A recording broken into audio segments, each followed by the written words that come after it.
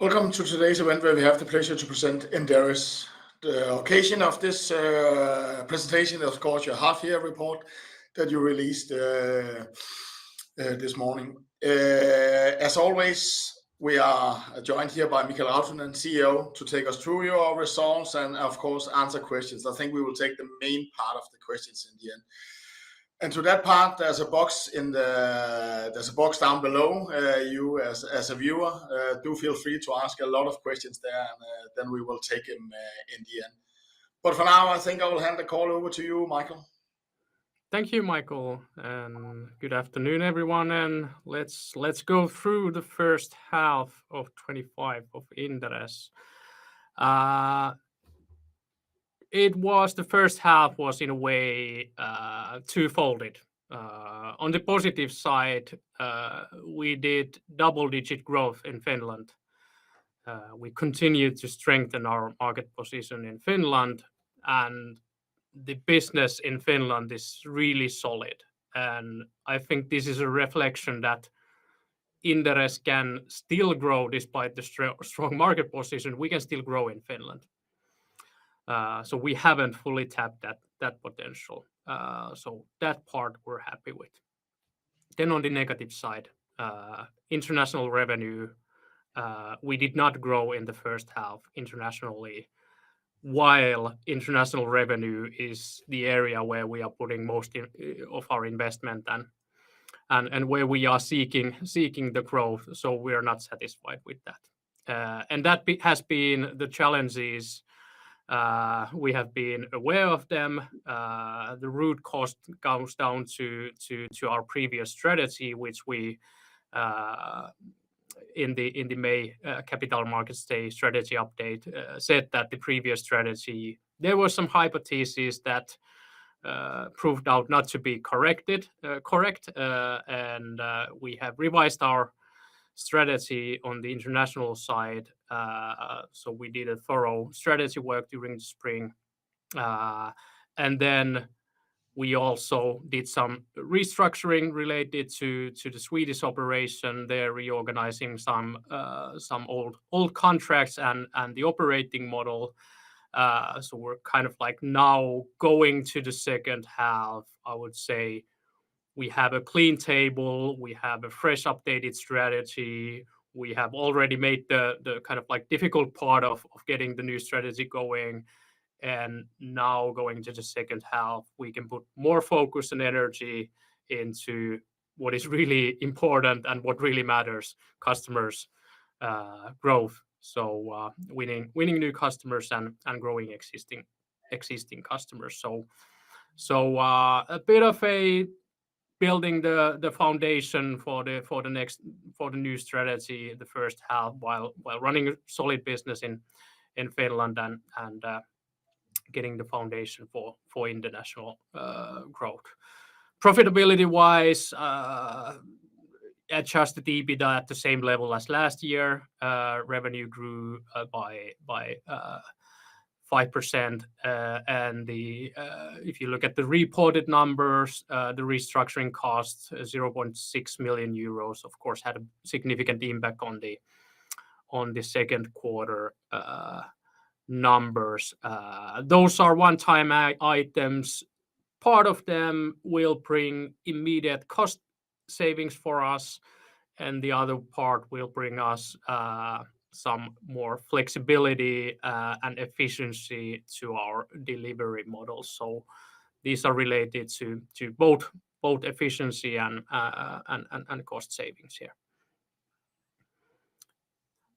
Diving into the business units, so research, events, and software, that's in line with the new strategy, these three business areas.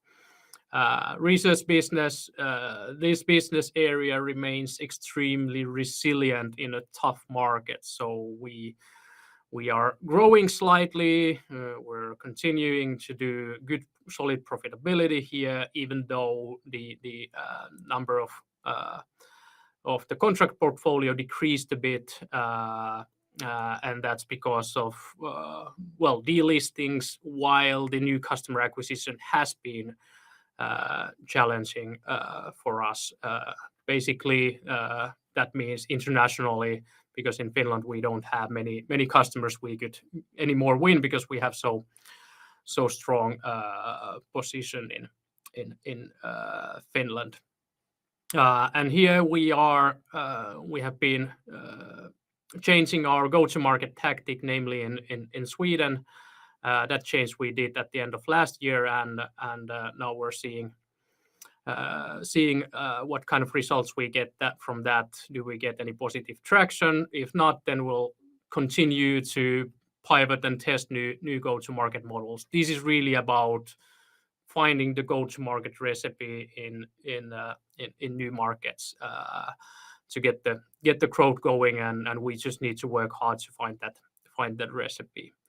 Part of that is we are investing and exploring really actively on how we can obviously leverage AI in the go-to-market recipes, in localizing our research content, in transforming how we do equity research, and in doing equity research in more efficient way. So also internal efficiency here. And Business Finland granted us some funding also for this type of AI related project, which gives us more muscles and more capabilities to invest and explore these areas. So that project is full speed ongoing.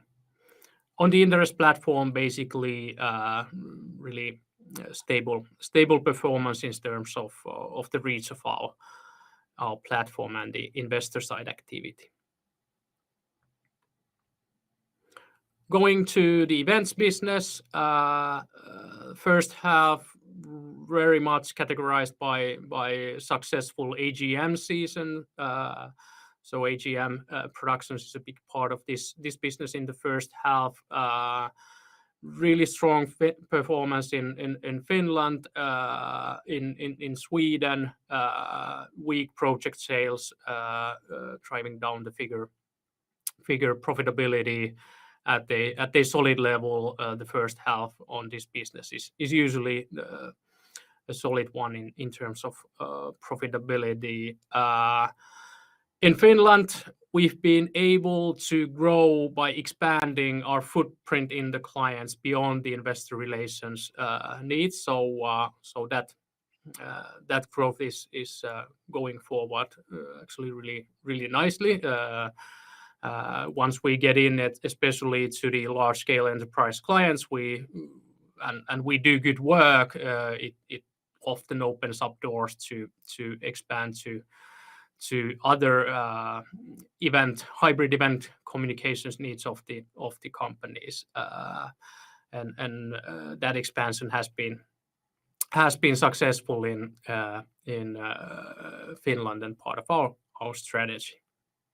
In Sweden, that transformation is on a very early stages, but obviously long term we're seeking growth from this area as well.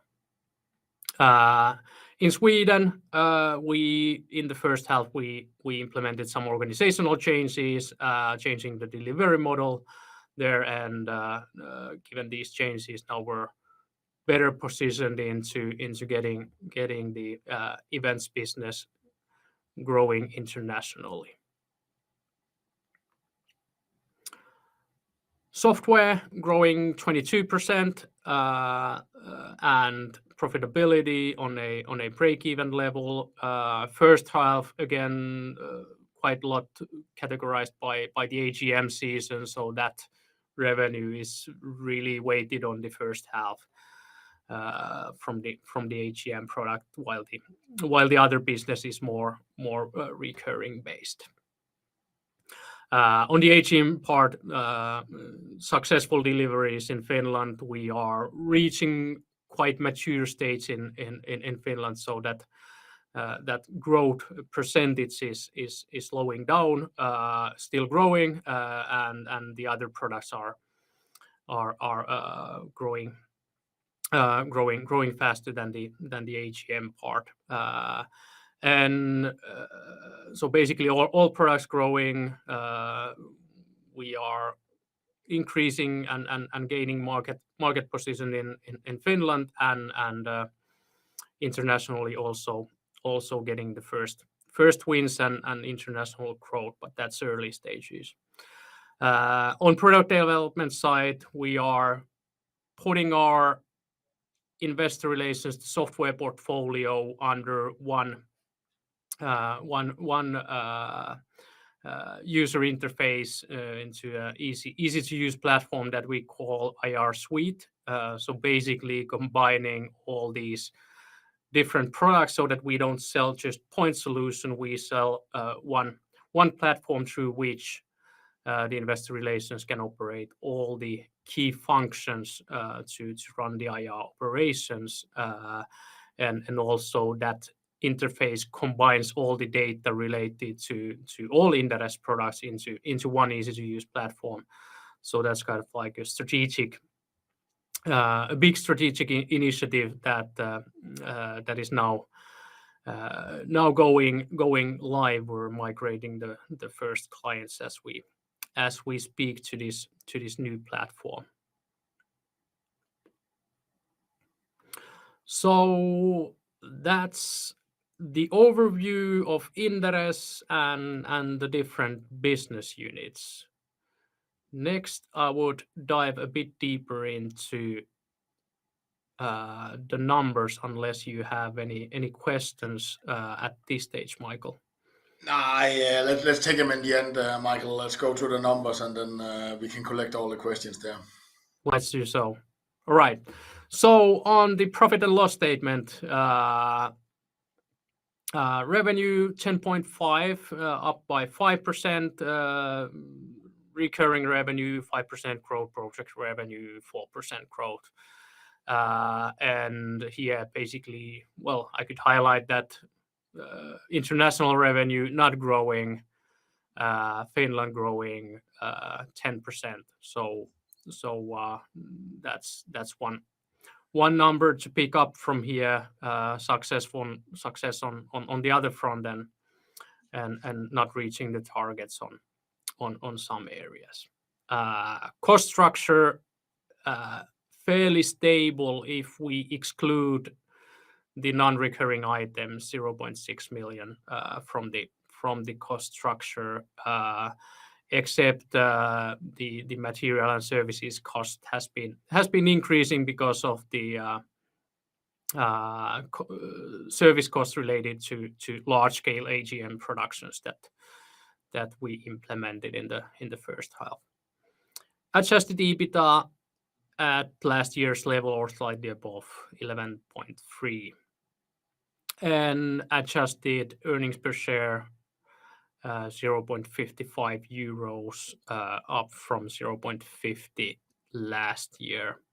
And because of the one-time items, obviously reported numbers are significantly weaker than the adjusted. On the bottom line, as a reminder, Inderes operates under Finnish accounting standards, which means that the acquisitions we have made, we amortize the goodwill from them every quarter. So that's an accounting item that keeps tracking our bottom line down. That's why we are adjusting these purely accounting items from our EPS as well. Second quarter revenue growth 4%, profitability slightly up from last year, 12.7% compared with 11% last year, and the one-time items obviously took down the reported numbers here, as well as most of them were timed for the second quarter. Balance sheet remains strong. Because of the goodwill amortizations, our balance sheet is kind of like becoming lighter and lighter in every report as we are amortizing the goodwill part there. But big picture, strong balance sheet, debt-free, all good on this front. Cash flow down from last year when it was extremely strong. We had some working capital change tailwind in the cash flow in the comparison period. Cash flow after investments 1 million euro. Capex during the quarter was slightly up. We did some business as usual upgrades to our studios and offices, which was a bit reflected on the Capex side. Yeah, basically nothing major or significant either on this front.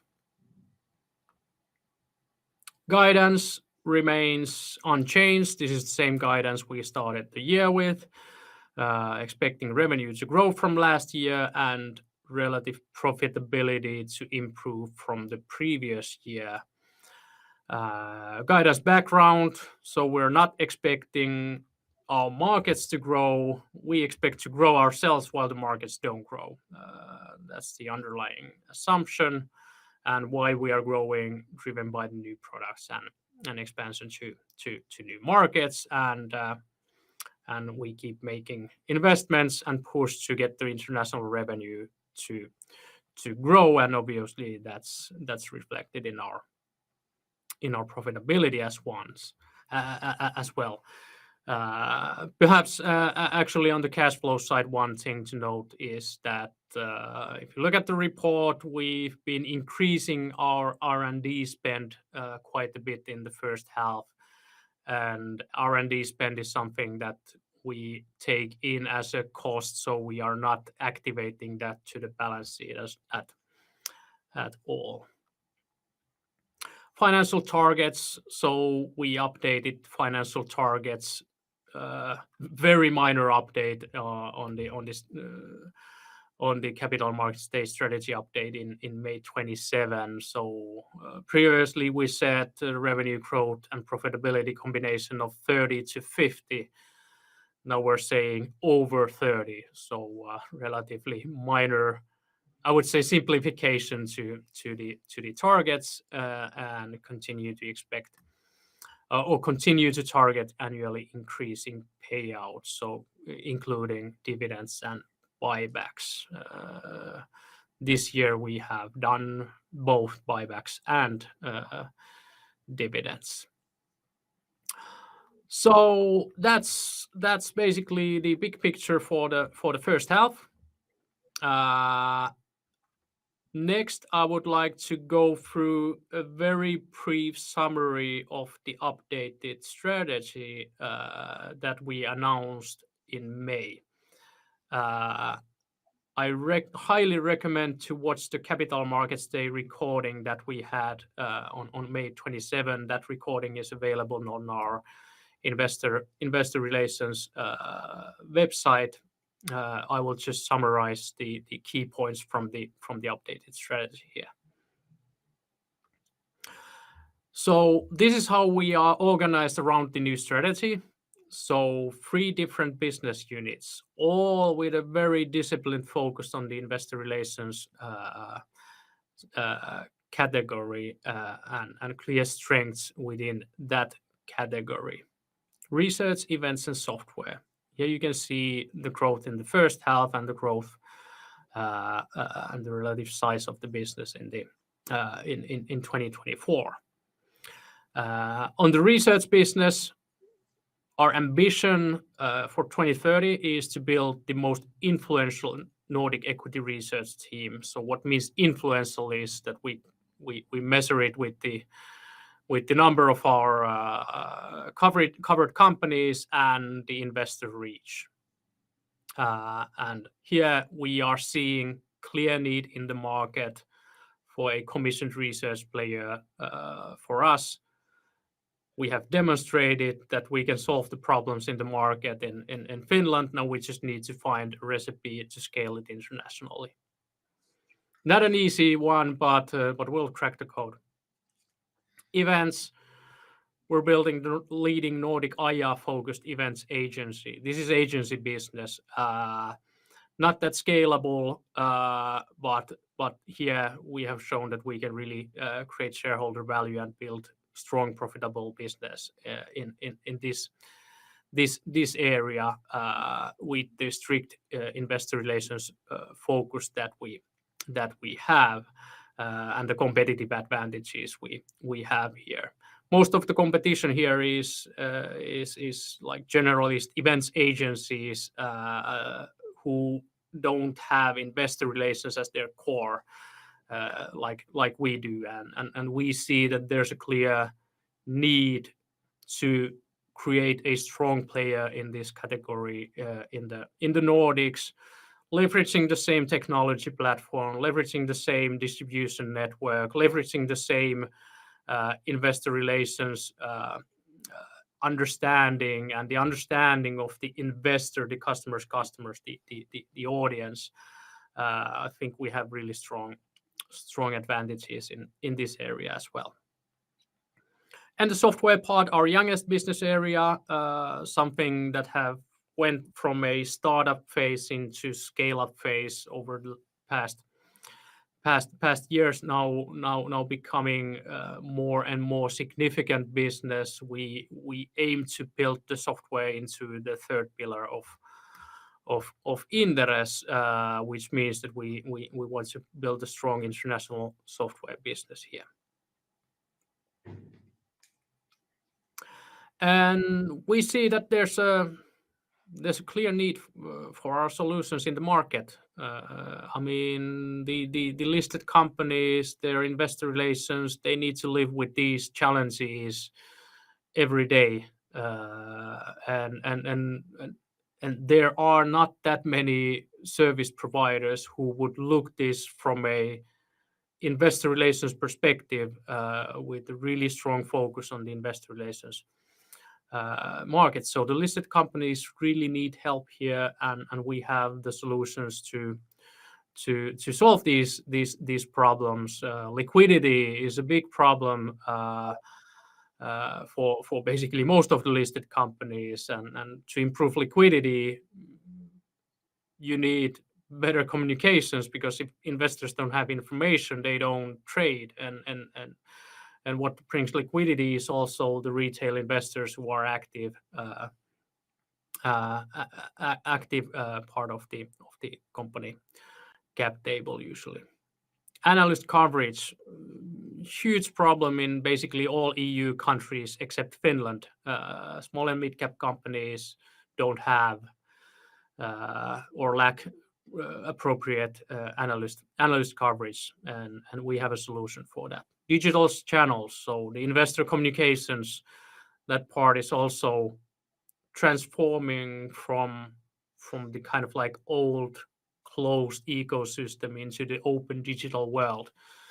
IR needs to find new ways to communicate in the digital age with the new tools and new channels and new generations also coming to the stock market, and they need help with this, and we have the solutions for that.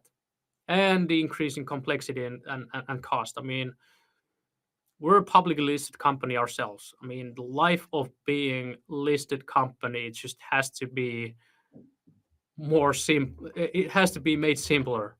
It has to be made less costly if we want to get this market ecosystem working for the benefit of all.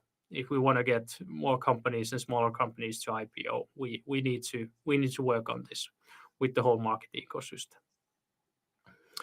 And we have a strict focus on the investor relations category, and we see that there's a clear need for specialized player in this area.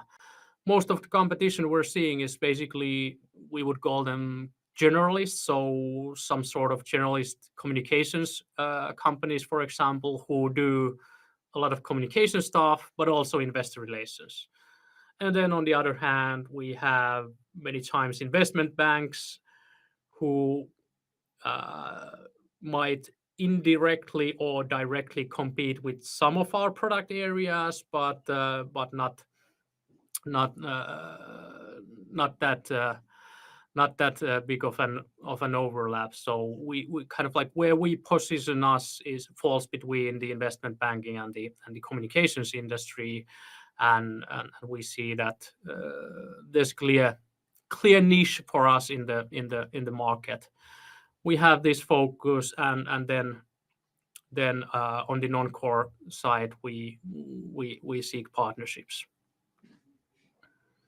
The recipe we're playing continues to be the same, combining three elements in our products. So starting with the expertise, the deep understanding of both the investor relations, but also the investors. I mean, Inderes was born to serve and help investors. And that is really relevant when you do investor relations products. So you not only understand deeply the life of the customer, but the customer's customer, the investor. So I think that's a big strength and differentiator for us. Then our platform. So the whole offering is integrated to a single platform, a technology platform that we're building in-house. And this platform provides the reach to the digital channels where we can help the investor relations to reach the target audiences, meaning the investor community of Inderes and our distribution and partner network. So looking forward, I mean, until 2022, Inderes was more or less a Finland play, a domestic play. 23, 24, we started to build the foundation for taking this company international. Pretty much learning years, those years, and the strategy we started with, some parts of it were not the right ones. This spring, we revisited the strategy. We changed it quite a bit. We made the necessary restructurings to get the new strategy going, and now we're starting the second half from a more clean table, I would say. And the market is not easy, but we still see that it's there's a need for the solutions that we provide in the market, and we have the tools and capabilities to fill those needs and solve the problems for our customers, and through that find a way to also make profitable growth and shareholder value. So that's it for the first half summary. Shall we go to the... Yeah, so we jump to the questions. You ended up on the Swedish business here. What are the main changes you have made in the Swedish business? If you can maybe go a little bit more into details than so on. So the main changes you made there. Yeah, in the first half, there were two things. First one was reorganizing and changing the delivery model of the events business, and that brings us. So we're shifting to use more the partner network that we have for the deliveries, and that brings us flexibility to manage, especially the seasonality and the peak seasons of the business. And the second part was reorganizing some old partnership contracts that fell outside the scope of the new strategy. Basically, that part is taking in cost one time, cost that we would have otherwise incurred in the future. So more of an... you had some partnerships where you needed to pay, and now did you buy them out and say, is that how we should understand it? An up payment for further payments in some partnerships. Is that correct? Yeah, in a way, these were old contracts that kind of like we figured that fell outside the scope of the strategy, and it's better to kind of like get a really strict focus for the new strategy. And that's kind of like from a shareholder perspective, it's taking in cost now, future cost saving, basically. And the research side, I think that has been one of the tougher one also, with the Swedish market being, let's frankly call it a little bit of a marketing market on the research side, and you doing fundamental research. So you are clashing there. How have you had any thoughts on how to do that, or is it still trying to push through your model into a market that had another way of maybe being served in the old days in currently? Yeah, it's really working on finding the go to market recipe, and like we said in the end of last year, we've shifted our focus a bit from doing tactical sales, trying to get in a lot of customers, and then they are disappointed as we are not that positive always in the research, and then losing those customers. That didn't work out. We need to take a longer perspective here, start building long-term relationships with the companies, teach and help them understand the way we work, why it's good for both the investors and the companies to work the way we work, and really educating the market with our approach to equity research, and taking a bit more longer term perspective, and also acknowledging that, well, this perspective will not bring us fast growth and immediate sales, but this is the way we need to approach the market if we want to build this successfully for the long term. And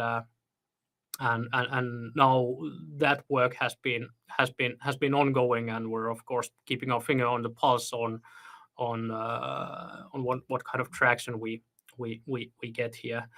But yeah, it's a challenge. You need to work on both the investor side and the company side in educating the market. But I think everyone agrees that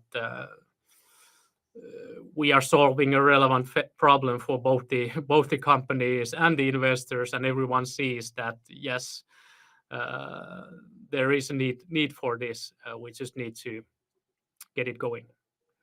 And I read through your report and couldn't find it, and maybe you don't want to share that, but normally, how big a cost saving is those 0.6 giving you? Sometimes you say, and we have a run rate of half of that, or the next many years. I don't know whether you have published that, the cost savings you have.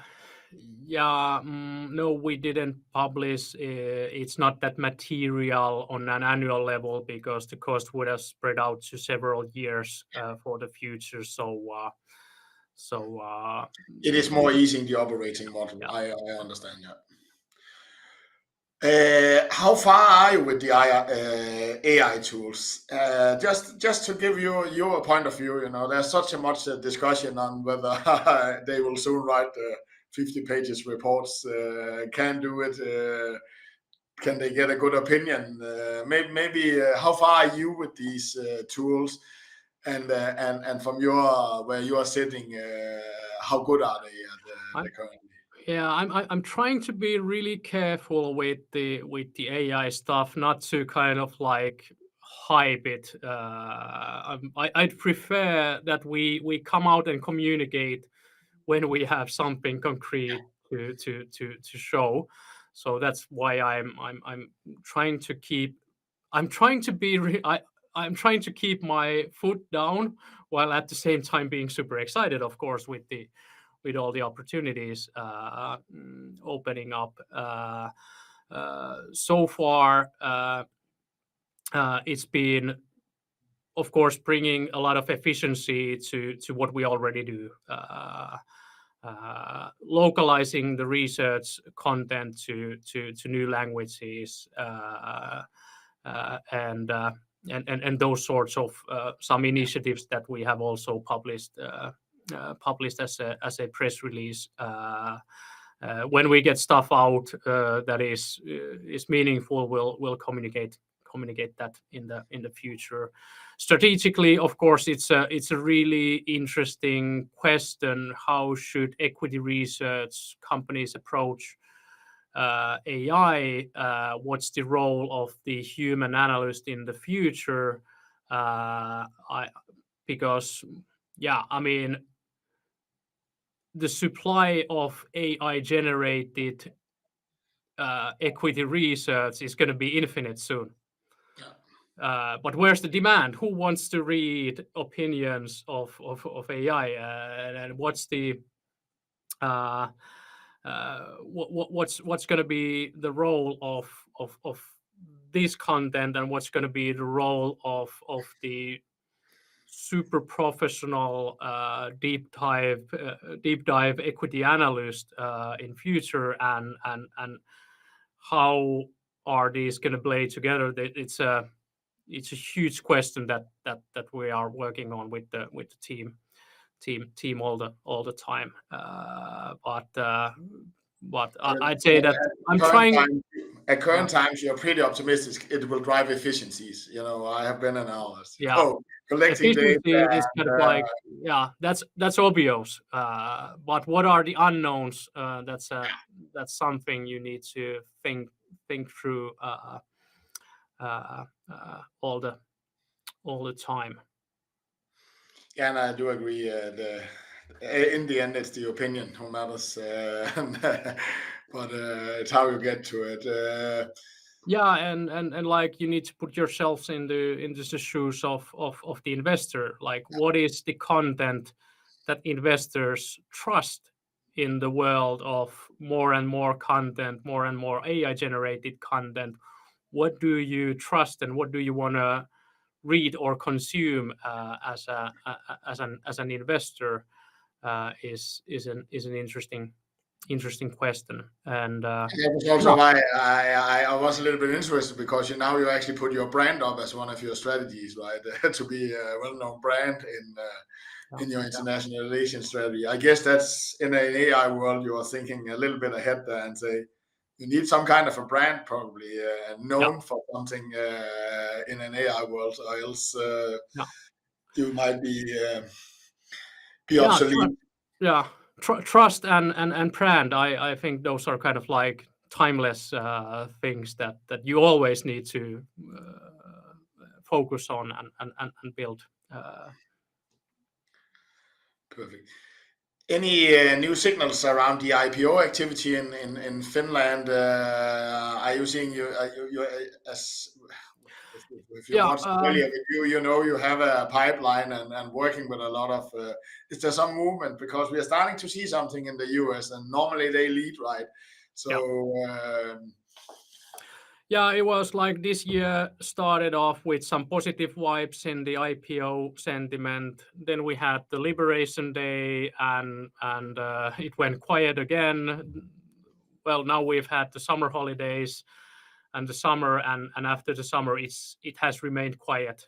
So we are not seeing at least big activity in the IPO front in Finland at the moment, even though the stock market has recovered. It has remained quiet, so not expecting many IPOs for the rest of the year.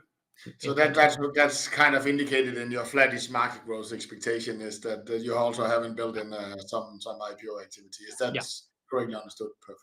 Yeah. Then there's a question about a share buyback program. Is that something that's on the table again this year? As you mentioned, you ran one in the end of last year and into this year. Is that something that is on the table? Well, that's something that the board has in the toolbox all the time. So we're ready to move if we so decide. And then I had a question to some of the strategy areas. Said you wanted to be the leading IR on the research side. Should I understand that if I take the biggest investment bank right now and count how many reports they do, that's kind of a benchmark you have set? Is that correctly understood? Is that a measuring tool that the biggest investment bank in the Nordic has so many companies under, and that is what you wanna beat? Is that correctly understood? How we look at it is two things: the number of covered companies and the reach of the research. Okay. So what kind of impact? So I will leave it for the reader to make further analysis about that. Check. And then regarding your IR suite, I guess it must have been has it been rolled out to some customers right now? And have you had some initial feedback? Are you seeing the traction? I guess what you want to see here is that it eases the IR's day or workload, and meaning that, but it's with your products inside all the areas. So I guess that's must be the attack mode. So have you had any feedback, any customer test, any customer success by someone implementing the IR suite? It's the first customers we are migrating as we speak. So it's really early stages with the starting off with the software customers in Finland, and of course the version we are going out right now is the 0.1, and we are all the time bringing more and more features and data to the platform. But of course, so far the initial feedback is positive, because customers see that we continue to build better and better products and develop our services. It's super easy to use, an intuitive interface.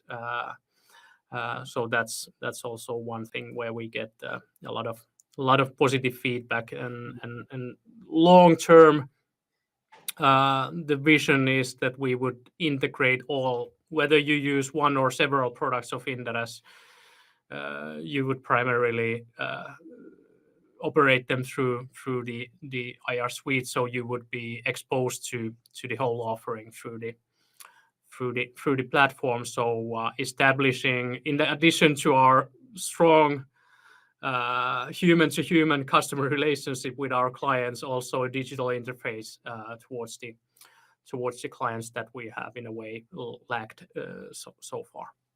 So it will be possible when they don't have all your products still to run this, but with external products going in, is that correct? So there's some kind of an API to some of your competitors' products or something like that. So it is an IR tool, but you don't need to run all your products to use it.